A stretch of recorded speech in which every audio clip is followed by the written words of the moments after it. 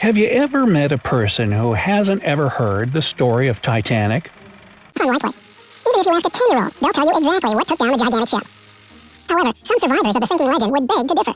Here's one of their stories, and surprise, it has nothing to do with an iceberg. Armenian publicist Vodkanak Bayarate was 25 years old in the spring of 1912. He described what happened on his journey to America on the most famous ship in the world in his memoirs. Quick history quiz. Do you remember when the Titanic left the Southampton dock? Did I hear April 10th, 1912? Yeah, that's right. Now, back to the story. In 1912, Vodkanak published some books together with his father, a famous Armenian writer. His task was to take the books to America. He had some health problems, so he was denied at the consulate at first, but he got the papers he needed to enter the U.S. after his father pulled some strings for him.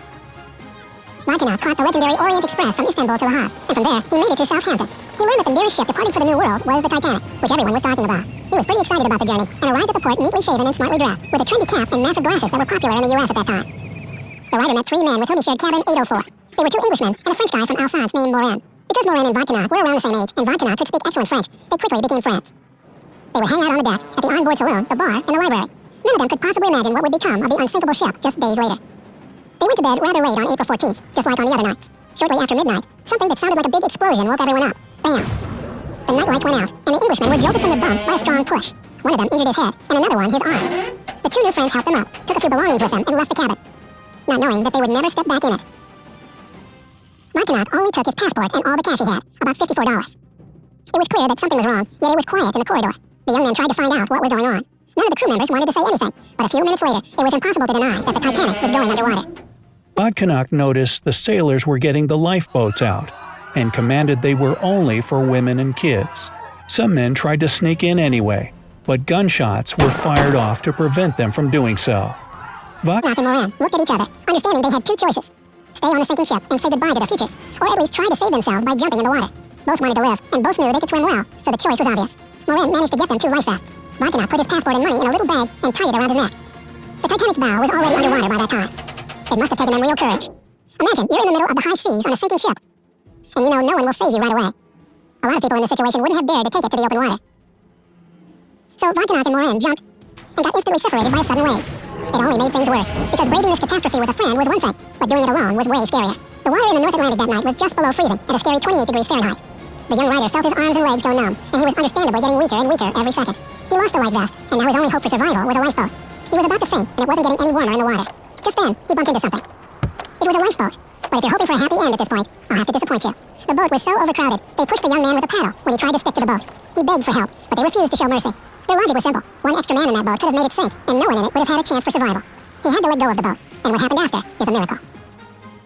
Vodkanak woke up alive on board another ship. That ship was the Carpathia, and it was en route to New York with lucky survivors on board.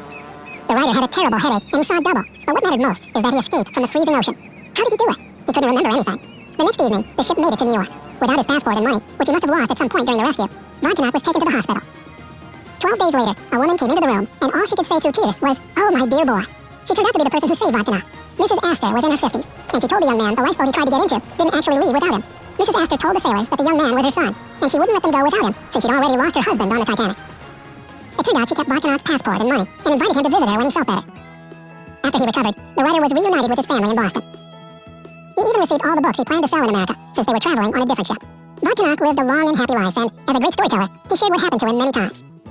Interestingly, he's never mentioned an iceberg hitting the Titanic, and always spoke about an explosion. If what he said was true, something must have caused that huge explosion. It could have been a fire, and quite a lot of people actually believed that theory, saying that coal was burning in the ship's hull.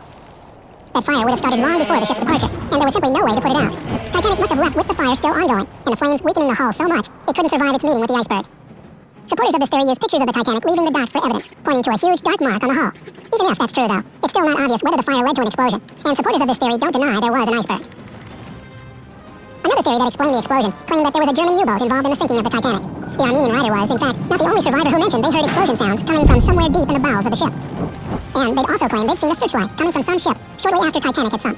It wasn't a vessel hurrying to the rescue, so it could have actually been a submarine that surfaced to see what it had done to the legendary ship. This theory is highly unlikely, though, for several reasons.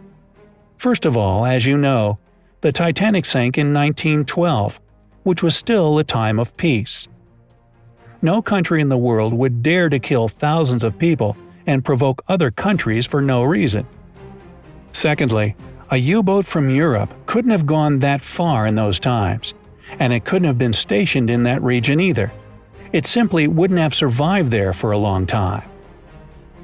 Finally, hitting a target that's moving quickly at nighttime is still a challenge for submariners even today, and it was basically impossible in 1912.